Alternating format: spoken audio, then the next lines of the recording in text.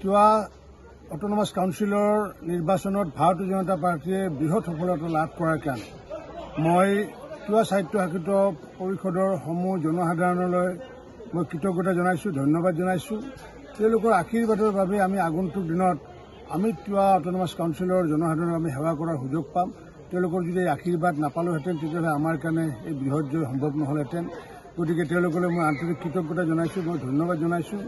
আৰু লগতে মই কৃতজ্ঞতা জনাইছোঁ, ধন্যবাদ জনাইছোঁ আমাৰ ভাৰতীয় জনতা পাৰ্টীৰ মাননীয় বুথৰ সভাপতিসকলক, বুথৰ কাৰ্যকৰ্তাসকলক, মণ্ডলৰ সভাপতি, মণ্ডলৰ কাৰ্যকৰ্তাসকলক, আমাৰ জিলাৰ সভাপতিৰ লগতে সমূহ জিলাৰ কাৰ্যকৰ্তাসকলক, আমাৰ যিসমূহ তাত তত্ত্বাৱধায়ক নিযুক্ত দিয়া হৈছিলে বা সহ তত্ত্বাৱধায়ক তেওঁলোককো মই আন্তৰিক ধন্যবাদ জনাইছোঁ।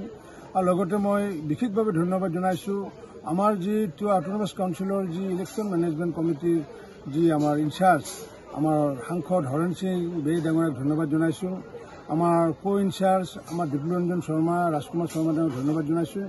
আৰু লগতে আমাৰ মাননীয় বিধায়কসকলক ধন্যবাদ জনাইছোঁ, মন্ত্ৰীসকলক ধন্যবাদ জনাইছোঁ, সাংসদক ধন্যবাদ জনাইছোঁ।